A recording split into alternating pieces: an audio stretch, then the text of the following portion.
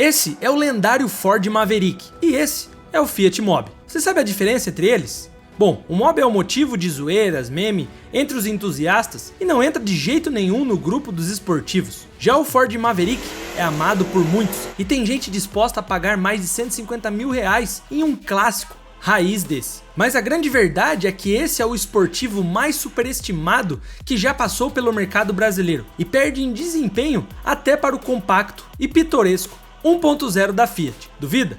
Espera aí que eu já te explico. Só que aproveitando o embalo do famoso Mustang, a montadora americana resolveu criar a versão mais econômica do modelo, algo que dominasse o mercado mundial de automóveis e contornasse uma das piores crises que o mundo enfrentava. Só que o Maverick não chegou nem perto de causar o impacto do icônico e lendário Mustang. Mas por quê? Quais os problemas que ele enfrentou? Quem eram os concorrentes do mercado?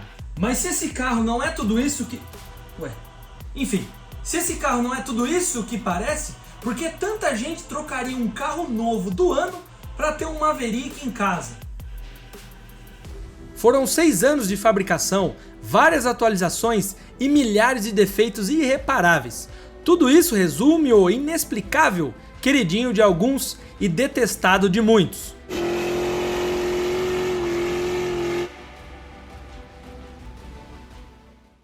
Em 1919, uma das maiores fabricantes de todos os tempos chegava no nosso país. A Ford vinha com um objetivo claro: competir diretamente com o dominante General Motors. O modelo T foi introduzido e, assim como no resto do globo, o carro caiu como uma luva, sendo um sucesso de vendas e referência mecânica. O Ford T conseguiu ganhar o devido terreno para a fabricante começar a investir realmente no território brasileiro. Quando iniciou as suas vendas em 1919, a empresa contava com 12 funcionários, 5 anos depois eram 130, e naquele mesmo ano, 1924, foram produzidos mais de 5 mil Ford T's. Instalada prioritariamente em São Paulo, com sucesso de vendas, foram inauguradas linhas de fabricação em Recife, Porto Alegre e Rio de Janeiro. Agora mais estruturados, lançaram o modelo A e logo virou o mais popular do país. Só que a linha de fabricação e lucros não manteriam a mesma constância durante os anos, e nem por culpa da baixa demanda no mercado automotivo ou por incompetência da marca norte-americana.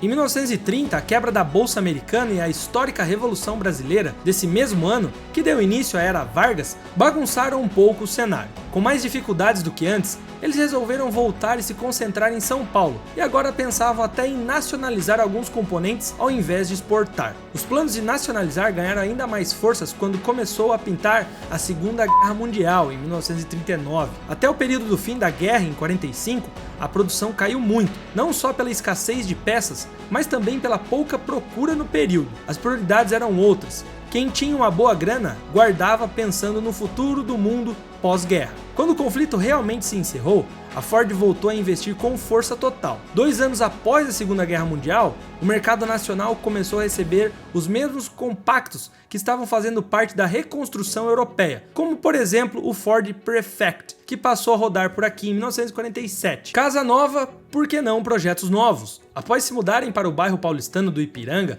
a fabricante tirou do papel os planos de nacionalizar as peças que já circulavam por lá há mais de 20 anos. Cabines de picapes e caminhões produzidos em aço começaram a ser feitas. Com o avanço dos anos, a notoriedade da marca se consolidava cada vez mais, e o fato de Juscelino Kubitschek ter fornecido incentivos fiscais para a instalação das fábricas de carros no país ajudou demais. E então, em fevereiro de 1967, a Ford apresentava ao mundo um carro 100% nacional e que se tornaria uma referência de luxo, pelo menos naquela época, o Galaxy 500. O Galaxy é mais silencioso porque é mais bem construído.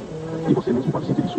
O Galaxy é o seu refúgio de silêncio e conforto nesse mundo tão agitado. Só que ao redor do globo, todo mundo implorava por compactos. Era o que estava funcionando e o que o mundo estava comprando. No mesmo período que o Galaxy 500 era comprado no Brasil, carros como Mercedes-Benz 230 SL e Chevrolet Camaro vendiam como nunca. E nesse mesmo período, na hegemonia do Ford Mustang, dentre os carros da fábrica norte-americana, viria um outro modelo, algo pensado em urgência para derrubar o crescimento da Volkswagen dentro do seu próprio território, nos Estados Unidos. Para isso, Lee Iacocca, pai do Mustang, foi convocado para criar algo diferente, um carro econômico para a família, um clássico compacto.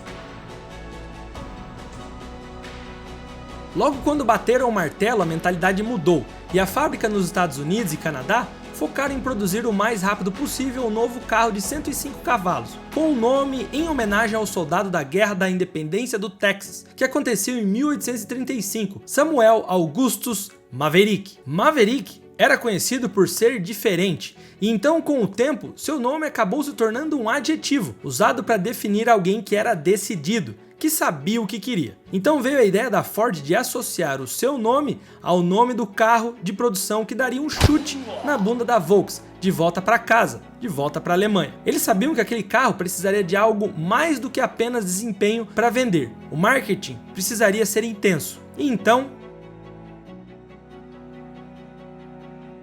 em 1969, o carro foi apresentado ao mundo e, com sucesso, alguns dos mais poderosos importaram o carro para o Brasil. E com pouco mais de 3 anos depois, foi anunciado que o novo compacto da Ford iria ser vendido por aqui. O carro era, supostamente, tudo o que o mercado brasileiro demandava: gostoso de guiar, peças acessíveis e, o melhor de tudo, muito econômico. O carro formaria o trio perfeito com o Galaxy e o Corcel. Seriam os 3 mais populares carros de passeio do país. Mesmo antes do anúncio oficial, uma equipe com mais de 150 pessoas desenvolvia o carro para rodar em solo brasileiro. E até a data de lançamento, foram mais de 20 milhões de reais investidos na estrutura do projeto de engenharia do Maverick, e mais de 72 milhões de reais foram aplicados em equipamentos e ferramentas de última geração, e a gente já converteu aqui para a moeda atual. Não pense que a Ford apenas pegou o carro que rodava na América e jogou aqui no Brasil. Além do investimento absurdo, cada componente era testado minuciosamente por aqui.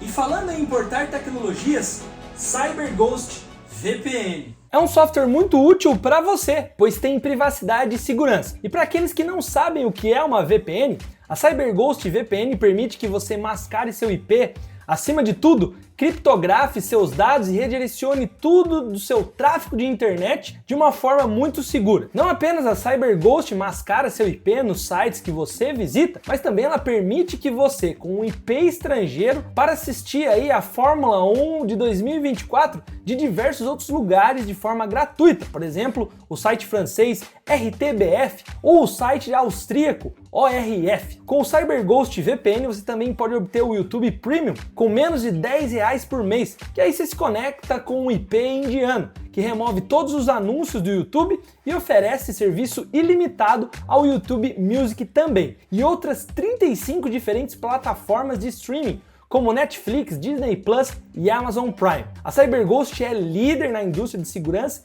e privacidade, com mais de 38 milhões de usuários e tem 5 estrelas no Trustpilot. Você também pode desfrutar de um mundo totalmente novo por um pouco mais de €2, o que dá aí R$10, é muito pouco. Em resumo, se você clicar no link da descrição, vai receber 4 meses grátis na oferta de 2 anos, proporcionando ainda mais conteúdo e segurança na internet, enquanto você apoia o nosso trampo aqui. Você também pode usar o CyberGhost VPN em 7 dispositivos diferentes, em uma única conta. Pode ser Windows, Mac, iOS e até Android, e até mesmo em seus consoles de jogos e TVs inteligentes. E se você ainda está com dúvidas, testa, experimenta, pois ainda tem uma garantia de reembolso de 45 dias. Portanto, você não tem nada a perder e tudo a ganhar. E obrigado CyberGhost VPN, já estou usando o meu e também pelo apoio nesse vídeo. Só o motor receberia mais de 60 novos conjuntos em versões de 6 e 8 cilindros, e o Maverick brasileiro recebeu mais de 920 modificações de design e componentes, tudo sendo pensado milimetricamente para as devidas adaptações e testados nos mais diferentes tipos de estrada do país. No fim de 72, o marketing entrou com tudo. Emerson Fittipaldi, o herói do Brasil no automobilismo naquela época, já guiava o novo modelo da Ford em Interlagos. No mesmo período, o carro foi apresentado no Salão do Automóvel de São Paulo. A expectativa já estava criada e o projeto encorpado. Chegaria a hora do... O primeiro Maverick de solo brasileiro não foi comprado por milhares de cruzeiros, muito menos está em algum museu atrás de alguma vitrine à prova de balas. O primeiro deles foi vencido em um sorteio pela Irene Tucholsky, que aconteceu no Centro de Pesquisa da Ford. Eles buscavam, por meio de relatos e propagandas, mostrar que o Maverick era muito resistente e mostrar que estava preparado para o dia a dia do brasileiro. Mas a forma mais significativa que eles encontraram para demonstrar isso foi em outubro de 1973. Um evento promovido pela Ford, o primeiro RAID da integração nacional, o objetivo era simples de entender, mas muito difícil de concluir. Rodar as 24 capitais brasileiras pela rodovia em um percurso de 16 mil quilômetros. Nessa jornada foram 3 carros da Ford, um Corcel, um Ford Belina e um Maverick de 6 cilindros. O mapa tinha como ponto de partida o extremo sul do país, depois iriam sentido Acre e voltavam passando pela Amazônia, depois norte, nordeste e finalizando em Brasília. O roteiro inicial calculou cerca de 30 dias, mas os carros completaram o percurso em 24. Nem só de resistência vivia o Maverick. No mesmo ano em que chegou no Brasil, eles venceram as 25 horas de Interlagos, com os pilotos Bird e Nilson Clemente, contra o seu vilão Opala, que já brilhava por aqui desde 1968. Nesse mesmo ano, lá nos Estados Unidos, o carro experimentou uma das mais clássicas categorias, o IMSA, mas não tiveram nenhum resultado relevante no grid de mais de 50 carros e diversos fabricantes do mundo todo. No ano seguinte, para se adaptar ainda mais ao mercado e às demandas brasileiras, o carro receberia uma atualização. Agora você poderia comprar um Maverick de 4 portas, uma adaptação que custaria um pouco da potência do esportivo, já que nessa versão seriam adicionados apenas 17 centímetros a mais. Mesmo com algumas participações em categorias de corrida e algumas vitórias, principalmente em corridas de resistência e algumas de arrancada, nem tudo ia como esperado para a fabricante como aparentava. O carro até vendeu bem em seu primeiro ano, afinal era um lançamento bastante aguardado no país, mas ainda assim faltava algo. Ele ainda ficava muito atrás quando o assunto era conjunto da obra, mesclar entre o design europeu e a potência americana, e que na época o rival Chevrolet Opala mesclava tudo isso e mais um pouco. A tarefa de derrubar o Opala por aqui seria difícil para qualquer fabricante no mundo. O primeiro carro da General Motors produzido no Brasil era o queridinho dos motoristas. O Opala possuía um motor único de 6 cilindros. Após uma análise de contexto mundial, ainda em 73 foi lançada uma versão 4 cilindros, visando diminuir o consumo. Desde que apareceu no Brasil no início de 73, a ideia da Ford era superar o potente carro da Chevrolet, principalmente na versão SS, que atingia os 200 km por hora. O Maverick veio em 3 versões, o básico S, o super luxo SL e o esportivo GT, o mais procurado entre as 3 opções. Além das faixas pretas no capô e nas laterais, a versão esportiva possuía rodas mais largas, com sobre-aros, travas no capô e um volante diferenciado, e um conta-giros fixado na coluna de direção. O motor de 8 cilindros dava cerca de 178 cavalos de potência bruta e garantia um 0 a 100 de 11 segundos. Algumas vitórias e resultados expressivos colocaram o esportivo da Ford em cima do palco, e revistas especializadas passaram a avaliar o carro da Ford, mas os feedbacks foram um tanto quanto desagradáveis, e só deixou muito evidente que faltava muito arroz e feijão para o carro da Ford bater de frente com a versão esportiva do Opala. E aí veio o 4 defeitos, todos eles sendo praticamente unanimidade entre os críticos. 1. Desconforto no banco de trás. 2. Péssima visibilidade traseira. 3. Falta de estabilidade. E 4. Freios insuficientes para aquele tanto de velocidade prometida. Embora a versão de 4 portas dava uma visibilidade traseira, aquela era a versão do esportivo que quase todo mundo passava longe e que também não passava a mínima confiança em altas velocidades. Outra coisa que todo mundo queria passar longe era da versão do motor de 6 cilindros do Maverick. O motor originalmente herdado do Aero Willys, o carro sedã da Willys Overland, era extremamente fraco. Para se ter uma ideia, o carro 0 km mais simples do Brasil atualmente, o Fiat Mobi, você achou que eu esqueci dele, né? Tem um 0 a 100 de 15 segundos. O Maverick de 6 cilindros, considerado por muitos um esportivo raiz, fazia em 22 segundos. Mas aí você pode se perguntar, pelo menos ele era econômico, certo, roteirista? Nada disso. Fora tudo isso, ele ainda era um dos mais beberrões da época. Tudo bem que o Opala também era, mas ele compensava no desempenho. No meio de uma crise mundial de petróleo, ninguém seria maluco o suficiente de comprar um carro lerdo e que ainda por cima precisaria parar em posto de gasolina a cada acelerada. Foi então que, com esses feedbacks, a Ford optou pela mudança. Em 1975, junto com a inauguração de uma fábrica de motores da marca em Taubaté, São Paulo, foi introduzida uma nova potência de 2,0 litros e 4 cilindros com comando de válvulas no cabeçote e correia dentada. Esse novo motor melhorou muito o desempenho e consumo do Maverick. Agora o seu 0 a 100 era 16,5 segundos e com 1 litro de gasolina, o piloto aí poderia rodar mais de 7 km. Só que as desconfianças vieram antes mesmo do carro aparecer de fato nas ruas. Como é que um carro de 4 cilindros tem mais desempenho que um de 6 cilindros? Outro ponto que ficou confuso foi, embora a Ford revelou uma performance mais expressiva, eles especificaram que o novo Maverick teria 99 cavalos brutos, o que na época foi uma estratégia para pagar menos imposto, mas acabou verdadeiramente por confundir a cabeça dos que de fato procuravam motivos para acreditar no desempenho do esportivo da Ford, já que o antigo e menos potente declarava ter 112 cavalos. Só que ainda esse ano viria algo que iria explodir a cabeça dos fãs do modelo, uma nova versão de fato mais potente e quem sabe capaz de ofuscar o sucesso do esportivo da Chevrolet, o Ford Maverick Quadri-Jet. Esse sim era bem venenoso, motor de 8 cilindros, 257 cavalos a 4.600 RPM, torque de 41,6, tudo isso dava ao novo Maverick um impressionante 0 a 100 de 6,5 segundos e 205 km de velocidade máxima. Carburador de corpo quádruplo ao invés de corpo duplo original, coletor de admissão e uma nova junta no cabeçote que permitia maior permanência das válvulas abertas e maior taxa de compreensão. Todas essas atualizações vindas diretamente dos Estados Unidos custavam caro e com isso, infelizmente, não tivemos mais de 200 veículos desse novo Maverick fabricados no Brasil. Embora para adquirir um desse você precisaria gastar um dinheiro bem significativo, ele realmente iria te responder com resultados. Só que uma coisa aconteceu logo depois, algo que faria com que a Ford colocasse ainda mais lenha nessa fogueira, chamada Maverick. Em 1977, a Ford fez um anúncio bem polêmico. O Maverick estava fora de linha para os Estados Unidos a partir de 1978. Com isso, os brasileiros poderiam sonhar com uma repaginada no modelo brasileiro, já que muitas tecnologias e regalias só pertenciam à versão americana. Direção hidráulica de série, ar-condicionado, câmbio automático,